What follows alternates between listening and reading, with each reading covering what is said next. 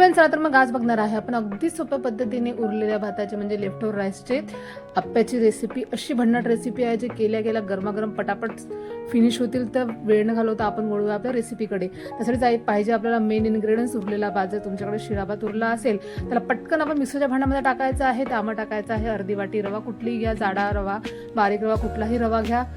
अर्धी वाटी रवा टाकायचा आहे. 2 चमचे आपल्याला त्यामध्ये दही टाकायचं आहे आणि सोबतच टाकणार आहे आपण यामध्ये थोडंसं मीठ.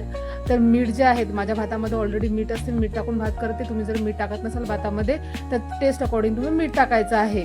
मिक्सरमधून फिरून घ्यायचं आहे आणि पाणी टाकायची गडबड करायची नाही आहे. आपल्याला थोडं थोडं पाणी टाकायचं आहे, नाहीतर बॅटर जे आहे ते पातळ होऊ शकते. अगदी थोडं थोडं पाणी टाकायचं आहे, फिरवायचं आहे त्याला बरोबर. बघा आता हे जे कन्सिस्टन्सी झालेली आहे आता आपण एका भांड्यामध्ये उतरून घेऊया. त्याला मिक्स करायचं आहे. यामध्ये आपण रवा टाकलेला आहे. रवा आणखी फुलतो म्हणून त्यामध्ये थोडंसं आणखी पाणी टाकायचं आहे. आपल्याला व्यवस्थित मिक्स करून घ्यायचं आहे. बघा अशा पद्धतीने आता झाकण ठेवून आपण याला रेस्टला ठेवणार आहे. म्हणजे आपला रवा जो आहे तो व्यवस्थित फुलला गेला पाहिजे. तोवर काय करायचं माहिती का, एक कांदा, हिरवी मिरची, शिमला मिरची, कोथिंबीर छान मस्त बारीक कट करून घ्यायची आहे.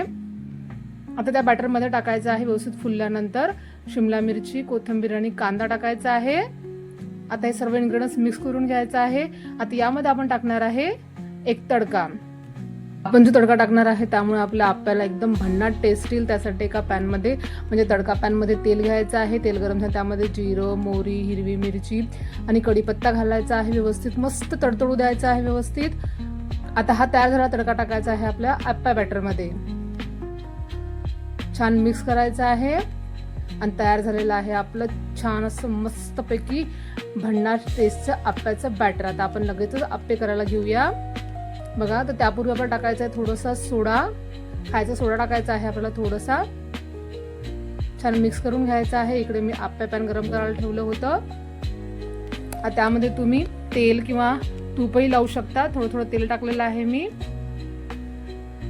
गार्निशिंगसाठी. आता यावर टाकायचं आहे आपल्याला आप्याचं बॅटर. बघा अशा पद्धतीने मस्तपैकी आता एका साईडने आपल्याला व्यवस्थित शिजवून घ्यायचं आहे. मंद आचेवरती रेसिपी करायची आहे आपल्याला. आप्पे तयार करायचे आहे. झाकण ठेवायचं आहे म्हणजे जेणेकरून ते वरून पण शिजलं गेलं पाहिजे वाफेने.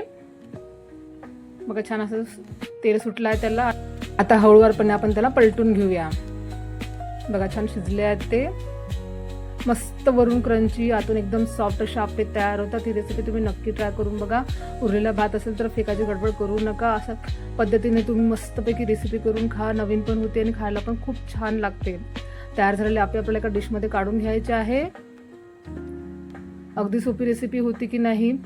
अशा पद्धतीने माझे बाकीचे सर्व आप्पे मी तयार केले होते आणि गरमागरम आप्पे माझ्या घरच्यांना खायला दिले.